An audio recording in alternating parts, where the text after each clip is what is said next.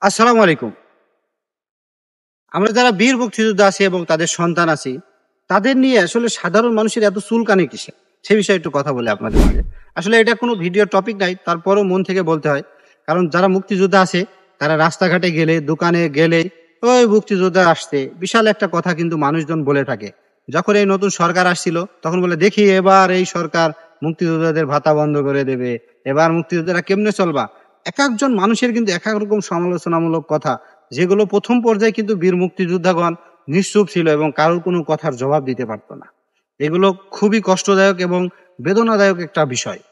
আপনারা কি মতে দেখছেন? আপনি আমার আমি যে কথাগুলো বললাম, এটা আপনার সাথে মিলছে কিনা? যারা বীর মুক্তিযোদ্ধার যারা বীর মুক্তিযোদ্ধার ওয়ারিশ বা সন্তান আছে, তাদেরও কিন্তু একটা সংগঠন আছে।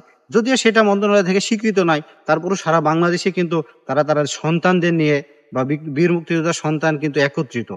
তারা কিন্তু একতা আছে তাদের মধ্যে। তাদেরকেও শুনতে হয়, মুক্তিযোদ্ধার সন্তান যাচ্ছে। এমন কথা শোনা লাগে। কেন শোনা লাগে? মানুষজন এই মুক্তিযোদ্ধার উপর ক্ষিপ্ত কেন? বা মুক্তিযোদ্ধা তারা দেখতে পারে না কেন? আমি কিন্তু এর আগে একটা ভিডিও বানিয়েছিলাম যে বীর মুক্তিযোদ্ধাগণ যে ভাতার টাকাগুলো পায়, ঋণের টাকাগুলো পায়, এই টাকাগুলো বীর মুক্তিযোদ্ধাদের কোথা থেকে আসে? কিভাবে তারা পায়? এই বিষয়ে কিন্তু আমি একটা ভিডিও দিয়েছিলাম আগেও। তো এইটা দেখার পরে বা এটা জানার পরেও একজন মানুষ তাও একজন বীর মুক্তিযোদ্ধাকে কটূক্তিমূলক কথা বলে। যেটা একদমই ঠিক নাই। এগুলো তাদের জন্য খুবই অপমানজনক। একজন বীর মুক্তিযোদ্ধা সে কিন্তু আজকে এই লাল সবুজের পতাকা এনে দিয়েছে। তারা কিন্তু একটা দেশের বিরুদ্ধে দেশকে রক্ষার্থে কিন্তু তারা লড়েছে। কিন্তু তাদেরকে আজকে হেয় প্রতিপন্ন হতে হয়। কিন্তু কেন এইগুলো? এগুলো তো ঠিক নাই।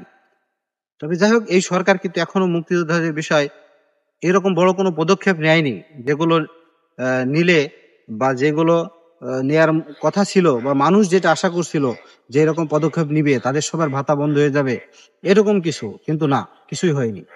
কিন্তু এগুলো হলে অনেক বীর মুক্তিযোদ্ধা ছিল, তারা আত্মসম্মানে তারা কিন্তু মারা পর্যন্ত যেত। আমি দেখেছি ঐরকম যে আমাদের এলাকায় একটা বীর মুক্তিযোদ্ধা আত্মসম্মান, মানুষের আত্মসম্মান একটা অনেক বড় একটা জিনিস, যেটা টাকা দিয়ে অর্জিত হয় না।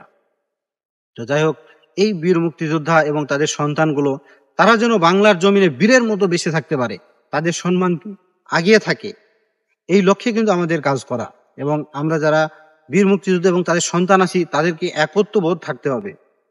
এই দেশে যে সরকারই আসুক না কেন, তারা কখনোই বীর মুক্তিযোদ্ধাদের ভাতা বন্ধ করবে না। হ্যাঁ, যাচাই বাছাই এগুলো চলবে, কিন্তু যারা প্রকৃত বীর মুক্তিযোদ্ধা তারা কিন্তু ভাতা পেয়েই যাবে।